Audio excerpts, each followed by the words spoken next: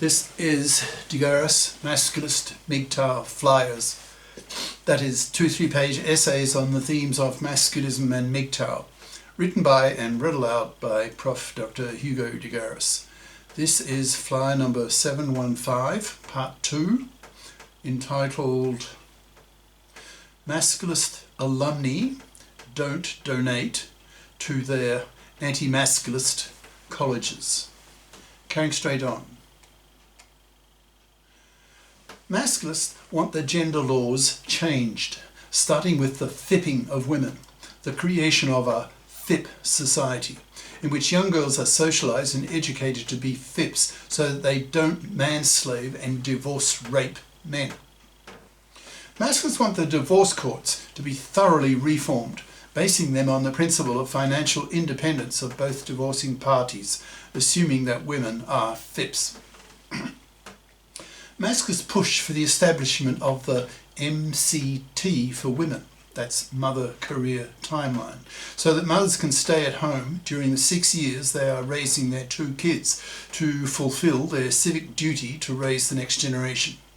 During those 6 years, she gets an annual maternity wage from the government, equal to her prior annual earnings as a FIP. She then returns to her career so as not to be a fluffy of her husband, and thus not manslaving him and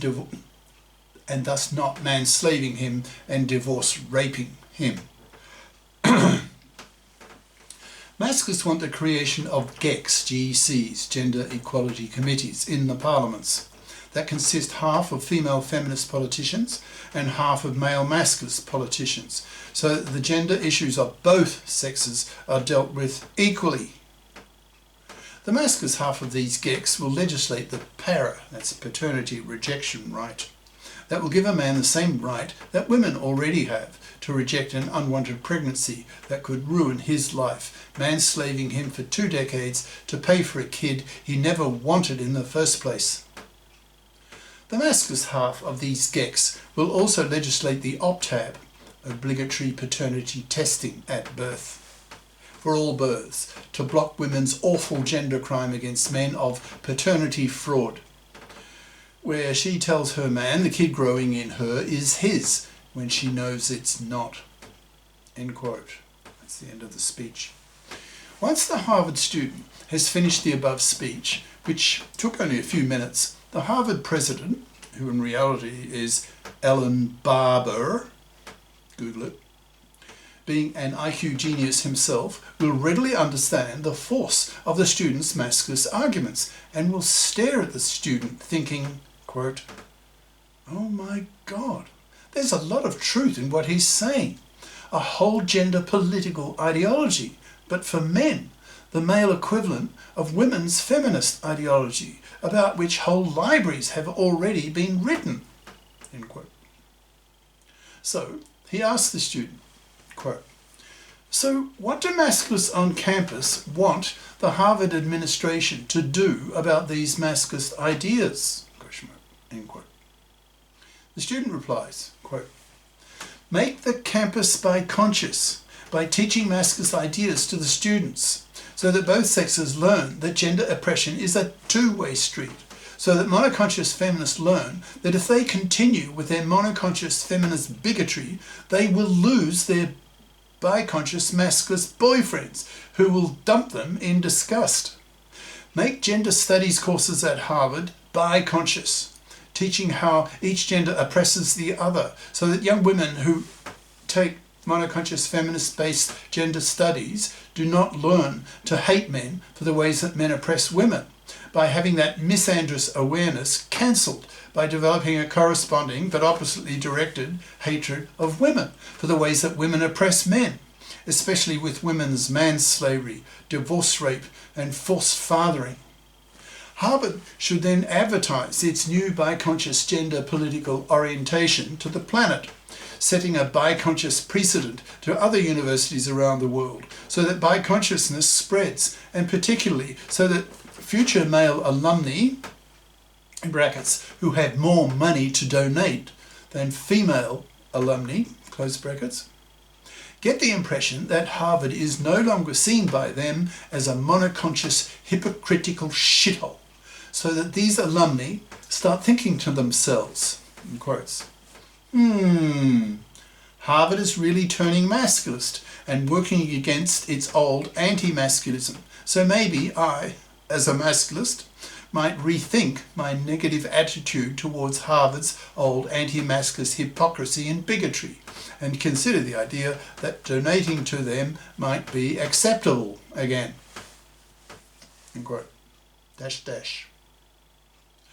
All the above flashed across my brain in an epiphany while sitting in the train travelling to my partner's house. Wow, I thought. That is indeed a powerful new masculist idea that will have a profound impact over time. As masculist ideas continue to spread across the planet due to the influence of the manosphere, in brackets, that's men on the internet talking about men's issues, millions of potential alumni donors will start asking themselves, quote, as a masculist, do I want to donate money to my former college when it is so hypocritically, monoconsciously feminist and hence anti-masculist? Question mark. End quote. When millions of men think this way, the colleges will feel the heat, the loss of income, and that will strongly turn their heads, motivating them to learn masculist ideas before they go bankrupt. As a result, the colleges will become bi-conscious. Their students will become bi-conscious, and probably earlier and faster than their institution's leaders. Millions of monoconscious feminist students will be dumped, ignored, vilified, who will then see their ex-male feminist, now bi-conscious masculist, boyfriends taking up new relationships with bi-conscious feminists, who are a lot nicer for men to be with, since their bi-consciousness does not allow them to remain monoconscious feminazi bigots, that's MFBs, so are more likely to be the kind of woman that masculists want to have relationships with, that is, snurfs, that's S-N-U-R-F-S,